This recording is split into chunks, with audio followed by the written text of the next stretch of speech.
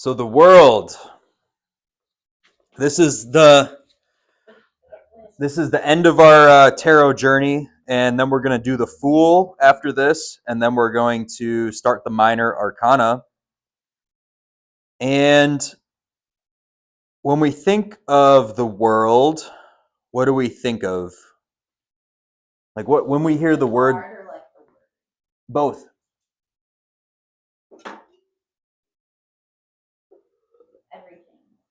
Everything. Mm-hmm. Good. I like that. Yeah. Kind of like terrestrial. It's good. And for the card, I'd say still everything. Mm-hmm. Like complete. Mm-hmm. Have everything. Good. Good. I keep thinking about that song. We didn't start the fire. Oh yeah. Keeps turning. Right? And then he names all those big events that happen. Yeah. That's a good one. Actually, I like that one for this. Okay, cool. The circle. Oh yeah, there's the circle. That's right. We have the circle. Very good. Okay, so recently in like the tarot world, maybe in the past like 100 years, this card was changed to the universe. So in a lot of modern decks, it'll be called the universe. And I kind of like that. I like that renaming. I like that modification that's happened in like tarot history. And I presume that as time goes on, it'll be called the universe more and more. But if you look at historical decks, it will say the world on it. And the world always has a dancing woman, and it always has these four creatures. What are these four creatures that we're looking at here? Mm-hmm. Bull, good. Human, yeah, exactly. Very good. So these are actually signs of the zodiac. And we have Aquarius, Leo, Taurus, good. Uh-huh. Aquarius. I never knew that Aquarius was depicted by a man. It's a human, huh? I didn't know that either. It's a human pouring out water. Okay. Yeah, or holding. The eagle? The Scorpio? Mm-hmm. But Scorpio is also, isn't it like multiple? It is. Like it could also be Scorpion, the eagle, and the phoenix. I'm pretty sure. Well, just it's okay. You don't have to. It's okay. You don't have to know. But what it's representing are just on its like most basic level is it's representing the four elements. Mm-hmm. Good. Yeah. So and that's everybody can understand that. Okay, so eagle's air. No, eagle's water. Water. Okay, what's lion? Fire. The bull is earth. Air. Yeah. Yep. And so we have the four elements in the corners of the card. And as we move inward, we have a wreath. It's not. I love this woman's art, but the wreath. The wreath is not. Unless somebody tells you it's a wreath, you wouldn't know, right? I would think. You would think so. I just think like a wreath is like a circle of greenery. Okay, so you figured it out. It was a wreath, right? Okay, so we have a wreath. And it's tied by two infinity signs, right? If you were to fill in the space of the red, it would be an infinity sign. And then as we move to the center of the image, we have a woman. And it's said that this woman is dancing.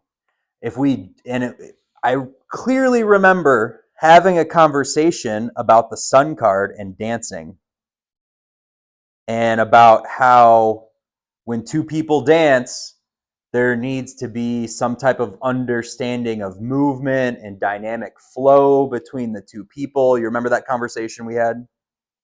Okay, so here we have a person dancing by themselves, enclosed by a wreath. So when we dance by ourselves, we don't really have to calculate or predict what the other person is going to do. We just kind of do it on our own. Why would that be important? Why is that important? Like, why is that an important detail? If our movement depends, when we're dancing with somebody, if our movement depends on what the other person is doing, She doesn't become free by herself. It's her journey in the world or something. yes, it represents freedom. It represents freedom. You don't have to dance with another person. You don't have to move and predict the way that they're moving. She's free to flow. She's free to dance and move however she wants. She's not dancing by someone else's tune. She's not dancing by someone else's rules. She's free to do what she wants. And what's interesting is that we see even more of a sense of freedom by her nakedness.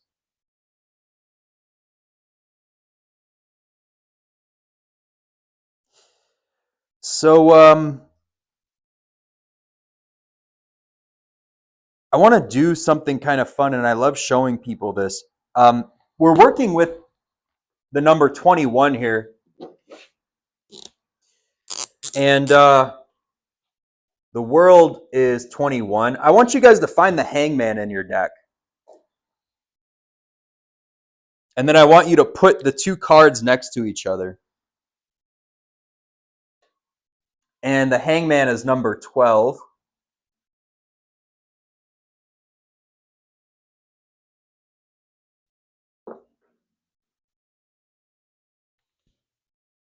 You'll see immediately what I'm trying to show you.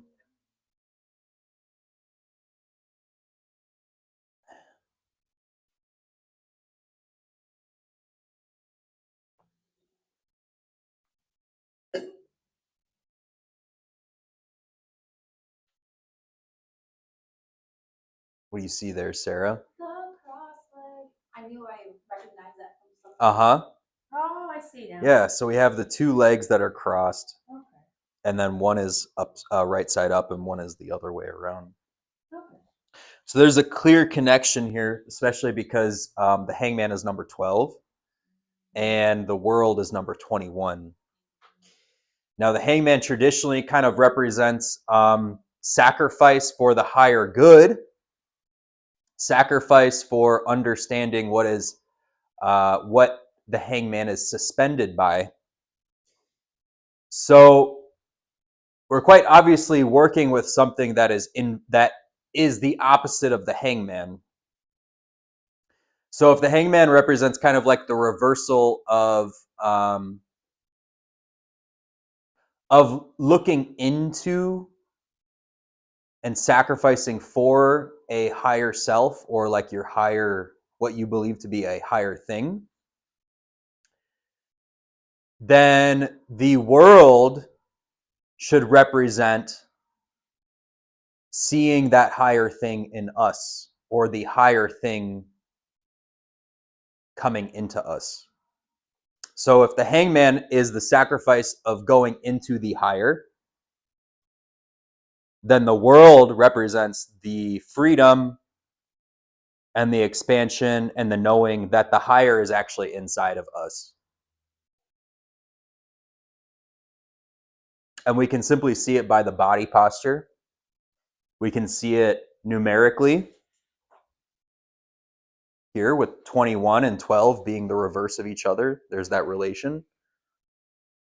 We can see it with the hangman being bound by his leg while the world is free, while she's free to dance and play and be joyous. His hands are like tied behind his neck too. Ah, yeah. And what about the world card?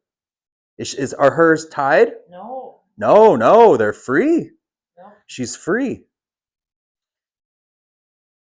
So I want you guys to think for a second. Are you more free in your mind, or are you more free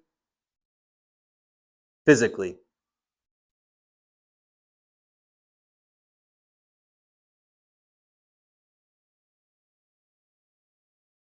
Mm-hmm. What do you think? This is an open-ended question. There's no right or wrong. Yeah. Okay, good. Good. My body has limitations, but my mind has none. Good. Excellent. That's what you mean by the higher is within. Yes. Yeah, exactly. So internally, we have more freedom in the mind. And what this card kind of represents is that inward freedom. When we turn inward and we see the divine inside of us, it opens the door to when we see the divine inside of us, it opens the door to freedom. And so when we look inside, we are also seeing the patterns of the universe that are represented externally, and they're also reflected internally too. And that's why she's enclosed, and she is surrounded by the four elements, because those are the rudimentary patterns of physical existence, symbolically, right? And that's why she's enclosed in the wreath. And when we think about wreaths, they're woven together. All the little bits are beautifully woven together, and they're made out of things that grow. And like these patterns that we're experiencing, they're all woven together in a beautiful way, and it's kind of displayed and it's shown. And when it's all put together, it works properly. And that's why she's enclosed. So she's enclosed by all the various powers woven together. And she looks inward and she sees freedom. So as I was thinking about this card today at the gym, I wasn't really working out too hard today. I just rode the stationary bike for like 40 minutes and went and did like some chest press. And I was like, somebody said they were done. I was like, all right, we're done. Oh. So I get it now.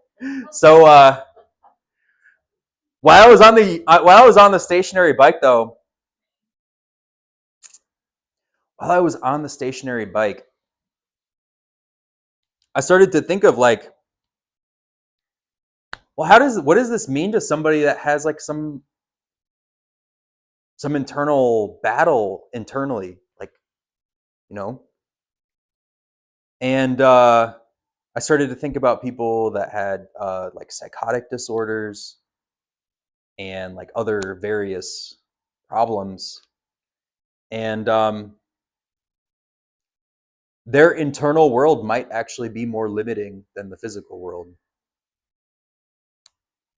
So there are some very interesting implications of this concept that we're kind of working with here also. What do you guys think? But I just thought of that, at least in my belief system, something like a psychotic disorder that they do feel bound, that is more of a still, it's part of their physical self. And if they passed on, they probably would not still have that type of disorder, or they'd be more able to be free of it. Okay. So I still feel like something like that,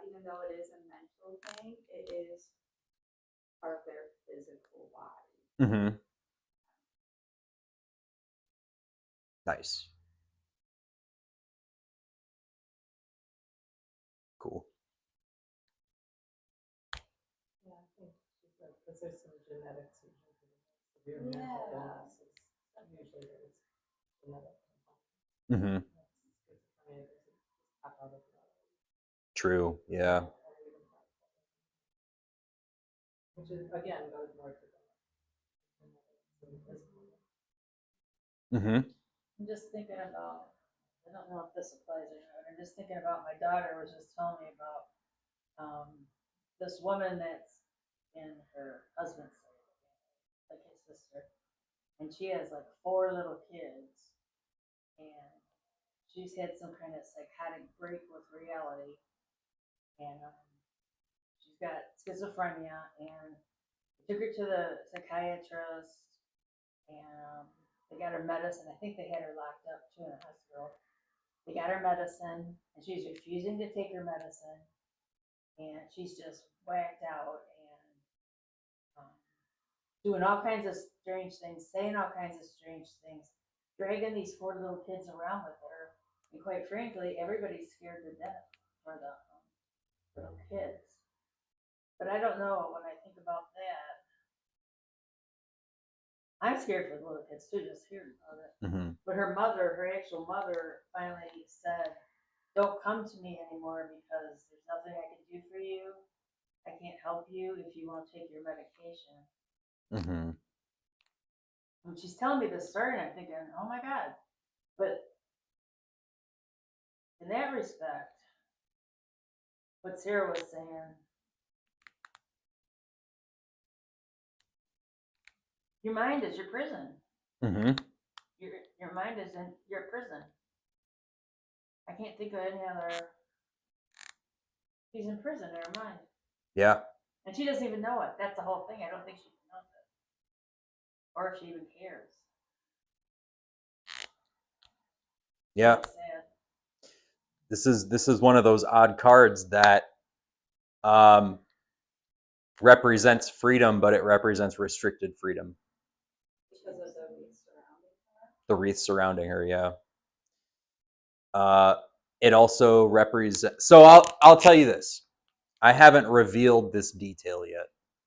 Oh. This card is ruled by Saturn. This card is ruled by Saturn.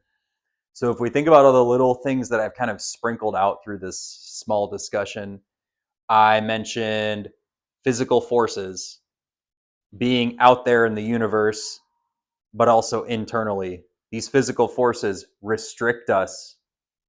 They're binding, but they also give us the freedom to play. Okay? Within the context, or within the confines. Right. We talked about the mind internally and how our mind can also be limiting. Saturn is also a limiting force, holds things down. You can literally see it in the symbol, like this big oval shape, kind of like it's like holding, looks like a container. We have this cross.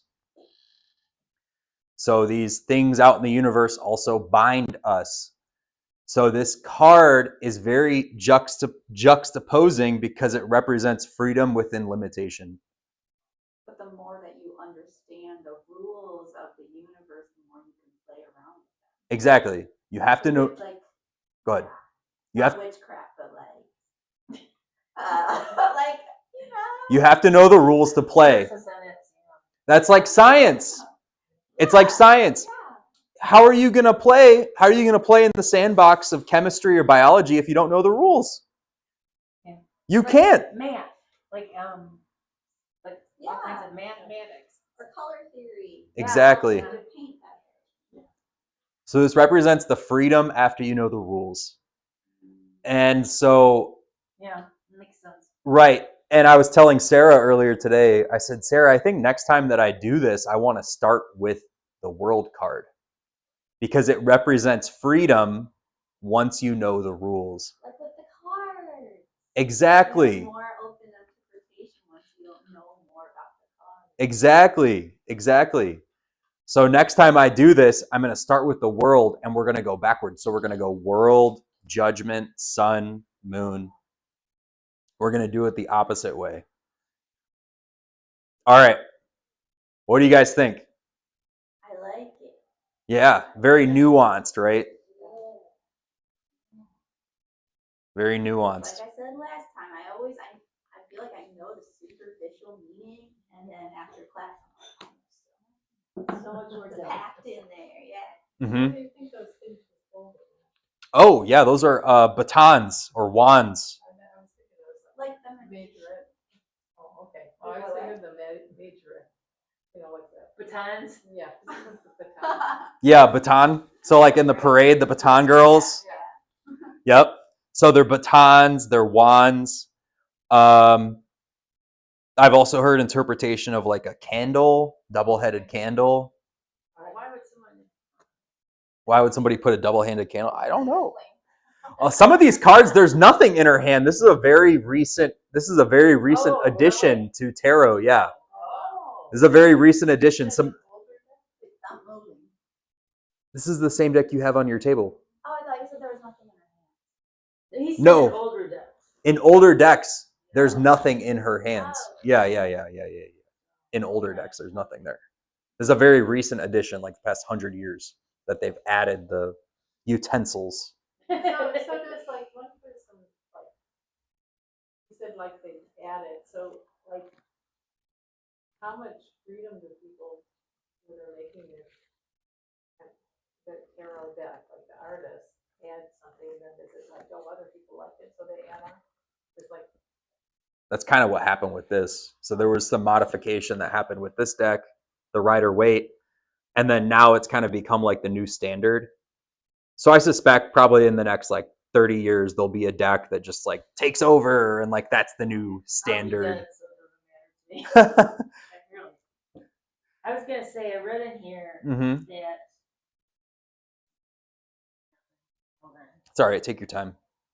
That it means completion. When the circle means the completion of a journey and the moving on to the next project or whatever program, Mm-hmm. moving on to something else. Mm. That's what I read. Wow. Do you see that in the card? Yeah. Well, I mean, I understand. Mm-hmm. It's the full circle. Mm-hmm. You've gone full circle, so you've completed something.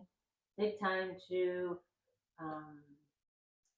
give yourself a pat on the back and take time to enjoy that, and then you're ready to move on to whatever comes next. Nice. I like that. Good. If you believe the major arcana or the story of the fool's journey, then it would be like the end of his journey. It says that in Start here. again. It said that in here too. Okay, yeah. Yep. So 21, the world is the last card in the major arcana. So a lot of times it's considered like the completion of the arcana. Yeah. So of the fool's journey. Yep, it does say that in here. Mm-hmm. Mm-hmm. Good. Yep. And that kind of falls in line with that, the Saturn thing, the restriction. So completion kind of like if we were to think about like expansion and contraction. So this is the contraction of the tarot. Like it all comes back in. Like if we were to think about the universe or the world, like it's all enclosed. Those are things that kind of enclose things, right? We're bound to the world. We're enclosed inside of the world. The universe, we're enclosed in the universe. So those are things that kind of like cover things or like constrict things, bring things in. Tie it up. Tie it up. Yeah. Right. We have the ties at the top of the card too. Tie it together. Tie it together, exactly. Or the wreath. It's woven together. It's tied together. Yep. So that's basically it. It's freedom once you know the rules. That's what this card represents to me, at least. Yep. I'm curious of anyone's interpretations of why there are like 3 gray clouds and then the 1 white cloud. I can think of it. Oh, I mean, well, your card doesn't have that. It's just my deck. Do you have the Rider-Waite or a different one? Okay. Which one's white? It says, well, well, she like has the same deck. Scorpio. See, yours is not like mine. I don't know why I thought that. Never mind. Scorpio's is white cloud, and then the rest is in gray. Weird. Mine are gray. That's Okay, bizarre. my deck. Nothing special. Maybe somebody took liberties at the printing press or something. It ran out of ink. Ran out of ink, exactly. Okay. Any other questions? No? We're good? Okay.